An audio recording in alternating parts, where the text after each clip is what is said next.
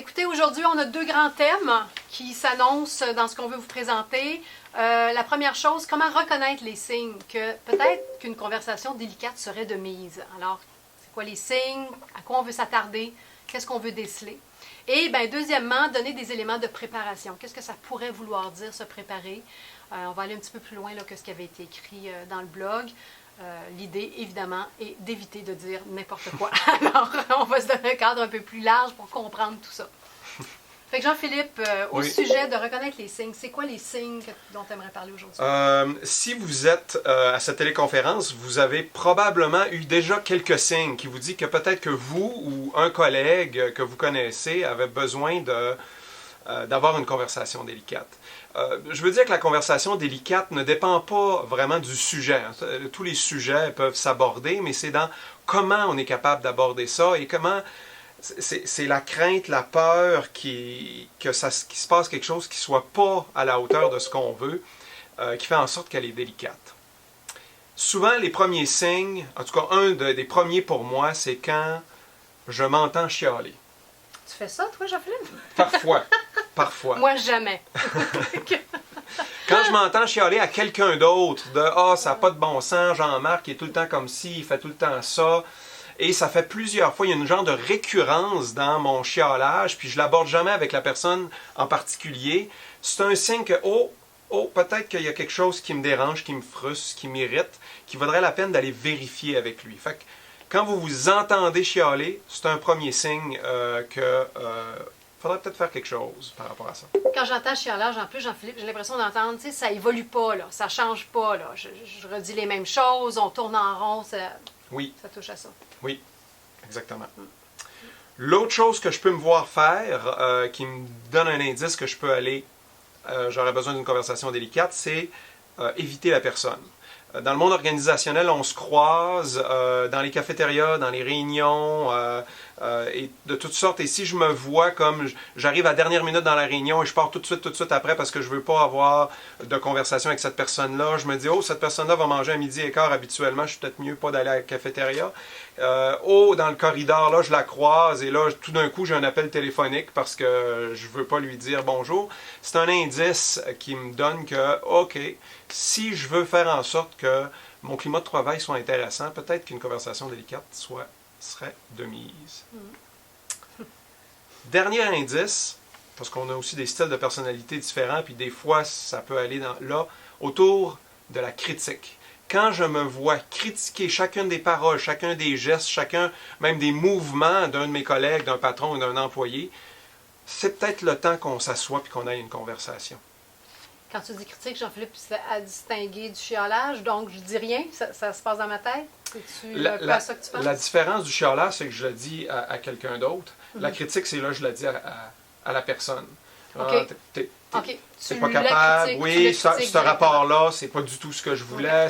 Et tout m'énerve de lui. OK. Super, merci, c'est clair. Peut-être que vous en avez comme ça, des moi, ça collègues. m'arrive jamais non plus, c'est clair. Non, c'est ça. Je vois ça dans le milieu organisationnel, je vous le dis, ça parce qu'au début, on se dit souvent, ouais, mais c'est rien, c'est juste une petite affaire, c'est juste une petite affaire, c'est juste une petite affaire. Puis la somme de petites affaires, après 1 an, 2 ans, des fois, moi j'ai eu des médiations avec des gens que ça faisait 10 ans qu'ils se tombaient sur les nerfs, ça devient lourd à porter. Fait que je veux vraiment que vous soyez à l'affût de ça pour plus rapidement aller parler à ces personnes-là, d'avoir une conversation qui soit intéressante.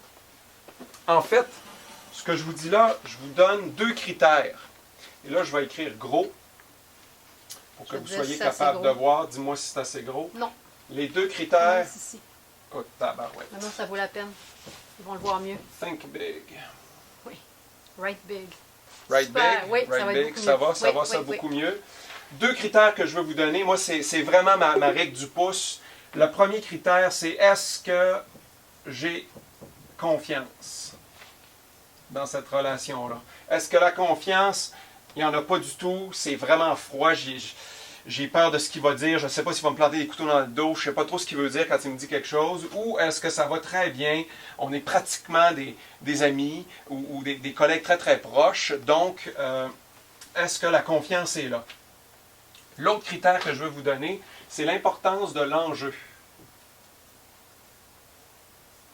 est-ce que la conversation que je vais avoir en lien avec le sujet, pour moi, c'est extrêmement important, puis il y a des risques associés à ça. Ou est-ce que c'est un sujet plutôt léger, qu'ils disent oui, qu'ils disent non, que ça soit blanc, que ça soit rouge, que ça soit pas trop important. Finalement... Plus, moins. Ah, mais plus ici, Ouais. moins ici. Plus. Et donc, je veux vous montrer où sont les zones de conversation délicates. Ici, vous imaginez bien que si ma confiance est élevée et que l'enjeu, donc le sujet de conversation que j'ai à parler, est bas, comme par exemple, si je parle à mon ami d'aller manger chez le Chinois ou chez l'Italien, hein? Il n'y en a pas de problème, là. Pour toi, ça ne serait pas un problème. On veut juste dire que des fois, il y a des enjeux qu'on ne pensait pas qu'ils étaient gros jusqu'à ce qu'on arrive dans le sujet. Mais mettons que pour cet exemple-là, ça fonctionne. Juste vous donner un exemple où ce qu'on va vous montrer aujourd'hui, ce n'est pas nécessairement utile. C'est juste une conversation, c'est juste une question, ça va bien. J'espère que l'ensemble de vos interrelations au travail ou même dans votre famille, ça se joue autour de ça. Ça se joue autour de ça. Mais des fois, j'ai une personne à qui je fais vraiment beaucoup confiance, mais dont je parle quelque chose qui a un gros enjeu pour moi, puis même je suis un peu émotif par rapport à ça. Donc, ma confiance, effectivement, elle va bien, mais mon enjeu, ouf, c'est plus difficile. Ben, là, c'est le temps de penser à bien se préparer pour être capable d'amener ça comme il faut, parce que il y a un risque qui est là. Donc, ma préparation va être d'autant plus importante. Des fois, c'est l'inverse. Mon enjeu, il n'est pas très élevé. Il est bas. Puis ma confiance, elle est basse aussi. C'est-à-dire que dans la relation, c'est un collègue, ça fait 2-3 fois, ça ne va pas super. Ben là aussi, je veux vraiment bien me préparer pour avoir une conversation qui risque d'être délicate. OK?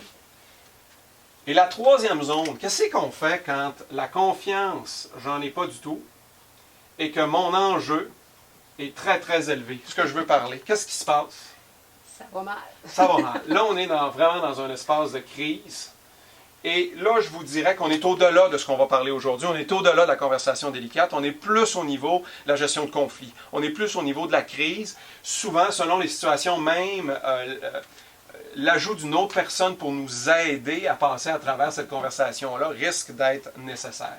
Fait que je voulais juste vous situer par rapport à ce qu'on parle aujourd'hui. C'est surtout dans ces deux zones-là. Quand il y a pas beaucoup de confiance, mais l'enjeu n'est pas nécessairement très critique, ou quand il y a beaucoup de confiance, c'est quelqu'un que j'apprécie puis à qui je suis capable de parler de choses, mais mon enjeu vraiment, là, il est difficile. Fait que pour moi, ça m'aide à situer quand est-ce que j'ai besoin de me préparer. Merci, Jean-Philippe. Fait que justement, Valérie, tu veux nous parler de Se préparer. préparation. Absolument. C'est quoi les trucs pour aider les gens qui nous écoutent à mieux se préparer pour ces conversations-là difficiles? Super. Écoutez, les principes que Jean-Philippe nous amène là, c'est pas nouveau. Les gens qui ont créé le Harvard Project on Negotiation, qui ont révolutionné l'art de négocier, nous ont vraiment aidé à conscientiser tout le monde, et ça depuis le début des années 80, je crois, qu'on veut être capable de valoriser tout autant les résultats, donc les enjeux, les résultats, la raison d'être de pourquoi on est en organisation ensemble. Les gens avec qui on travaille en organisation, ce n'est pas nécessairement des gens qu'on aime, qu'on adore. On est là parce qu'on a un but commun. On est là parce qu'il y a une attente de résultats, il y a une expectative qu'on espère bien articulée, sur laquelle on s'entend. Et on ne veut pas perdre ça de vue, et on ne veut pas non plus perdre de vue les relations. Les relations de confiance, c'est là où on peut actualiser nos actions ensemble, faire plus parce qu'on est plus, parce que sinon, on peut bien travailler tout seul, c'est le fun, mais on n'a pas les mêmes résultats. Alors, on veut être capable de nourrir nos relations pour être capable de concerter nos actions, avoir des meilleurs résultats ensemble. On veut pouvoir les mettre en relation l'un et l'autre, et aussi s'en occuper égalitairement l'un et l'autre. Et donc, de bypasser ou de transcender, si on veut, les vieilles méthodes de négociation où on faisait peur aux autres, où on bluffait, où on n'est plus là. On n'est plus là non plus parce que notre climat de travail dépend en grande partie de bonnes relations. Alors, on veut être capable d'atteindre nos résultats et de préserver la confiance et de la bâtir ou de la retrouver. Oui, ce que tu dis, c'est que résultat plus relation égale climat. Ah oui. Super. Oui. Oui. Puis tout tout n'est jamais super à 100% sur tous les fronts, mais au moins on sait qu'on s'y attarde, on sait qu'on porte attention là où ça compte. Alors, je vous proposerai, moi, 3 grands axes de réflexion pour préparer des conversations délicates. Vous le savez, il y a une trépidation, vous le savez que c'est important.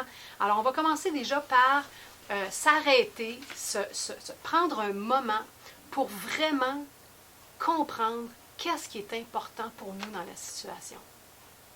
Pourquoi ça vient nous chercher? C'est quoi l'enjeu? Qu'est-ce que ça symbolise pour moi? Qu'est-ce que ça représente pour moi? À quoi ça touche? Que ce soit sur une base personnelle, donc de qui je suis, de mon expérience, de mon historique, de ma personnalité, ce à quoi moi j'aspire personnellement, mais aussi dans mon rôle. En organisation, on a tous des rôles, on a des responsabilités, on occupe des fonctions particulières dans lesquelles on a des responsabilités, on est imputable de certains résultats, on est sensible à comment aussi les autres vivent ce qui est vécu. Alors, il y a plusieurs niveaux d'intérêt et d'importance auxquels on veut s'attarder. Une bonne piste aussi pour se poser ces questions-là sur qu'est-ce qui est important pour moi, à quelle valeur ça touche la situation que je trouve difficile en ce moment. Mes valeurs à moi, les valeurs organisationnelles, c'est quoi les enjeux, c'est quoi les valeurs, vers où on veut aller ensemble, comment je vais vouloir même interpeller l'autre personne. Et c'est important de se poser cette question-là. Je vous ramène encore au Harvard Project on Negotiation. Il y a des principes tellement clairs qui viennent de ce projet-là. Entre autres, séparer les personnes des problèmes. Je vais être capable de vraiment me dire, OK, c'est quoi le problème dans cette situation-là? Parce que si on ne fait pas cet exercice de retrait puis de reprendre un peu de perspective, on va s'acharner sur les personnes. Et ça devient extrêmement désagréable. C'est là que le climat s'embourbe et qu'on perd la confiance.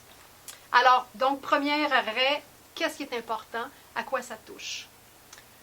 Deuxièmement, de se poser des questions très concrètes. Et là, je vais vous dire ce que je vais vous dire, puis je suis sûre qu'il y a une foule de souvenirs qui vont vous passer par la tête. Quel serait le bon contexte pour avoir cette conversation? Quand je pense à contexte, je pense à 3 éléments. Je pense, premièrement, à l'endroit. Moi, les gens, le nombre de personnes qui ont essayé d'aborder des choses dans le couloir en passant, à cafétéria, c'était pas le bon temps. La personne s'en allait aux toilettes. Come on! Il faut réfléchir 2 secondes. Puis on est nerveux, fait qu'on agit mal souvent. Alors, puis on ne réfléchit pas. Alors, reculer d'un pas. Quel va être le bon moment et le bon endroit pour avoir cette conversation? Pour que ça soit pertinent, pour se donner des conditions favorables à ce que ça se passe le mieux possible pour nos résultats et nos relations. Un autre petit critère par rapport au contexte, je vous dirais quelles sont les personnes aussi qui devraient être là pour avoir cette conversation. Donc, l'endroit, le moment et les personnes qui devraient être là. Des fois, il manque de personnes à l'appel. C'est une situation qui touche 4 personnes, il y en a juste 2 à la table. Ou des fois, il y a ben trop de monde. Pourquoi est-ce que tout le monde entend ça? C'est vraiment pas nécessaire. Alors, on veut réfléchir à l'impact qu'on veut avoir sur la situation, sur les personnes impliquées. Est-ce que ce que je vais faire va augmenter la confiance ou la baisser? M'aider à rapprocher de mes résultats ou pas? Une 3e condition que j'aimerais vous proposer pour se préparer, c'est une préparation qui est personnelle. Quand on aborde des sujets délicats, souvent, on sait on présume, on appréhende que ça ne sera peut-être pas facile. Ça ne sera peut-être pas facile pour l'autre personne non plus. On veut être disponible et disposé pour écouter l'autre personne. Puis vraiment, là, quand je dis ça, c'est comme si, est-ce qu'il y a de la place à l'intérieur de moi? Est-ce que je vais être capable de m'intéresser sincèrement à ce que l'autre personne va me dire en retour? Est-ce que je vais être capable de vraiment écouter son point de vue particulier, unique? Il n'y a personne qui a exactement la même expérience d'une même situation. Et même si ce point de vue-là est très différent du mien. Oui, et surtout, comme dirait Barack Obama, surtout lorsqu'on ne s'entend pas. Okay? Est-ce que j'ai la disposition personnelle? Est-ce que moi, je me suis préparée? Est-ce que je l'ai vidé ma charge? Est-ce que je suis vraiment ancrée, alignée sur ce qui est très important pour moi? Et donc, je vais être curieuse et on va pouvoir augmenter le point de vue avec celui des autres. Et non pas commencer à tirer à c'est quoi là, la corde, le tug of war, là, la corde? Là, souk à la corde. Le souk à la corde. Alors, c'est ce qu'on ne veut pas faire. Alors, ce seraient les trois items de préparation qui nécessitent un temps, qui nécessitent de s'y dédier Et trop souvent, ce que j'entends en organisation, c'est « Tu penses-tu vraiment que j'ai le temps? » Ma réponse classique, c'est « Prends un papier et un crayon. Et là, calcule le nombre de jours, d'heures, de minutes, d'heures, de jours, de semaines, des fois des mois passés à régler des conflits récurrents qu'on aurait pu éviter en préparant bien et en prévoyant les obstacles possibles et l'impact qu'on essaye d'avoir sur notre environnement. » Alors, c'est vraiment une invitation à cette prévoyance, une invitation à cette cohérence, à cet alignement pour prendre en considération tout ce qui nous tient à cœur.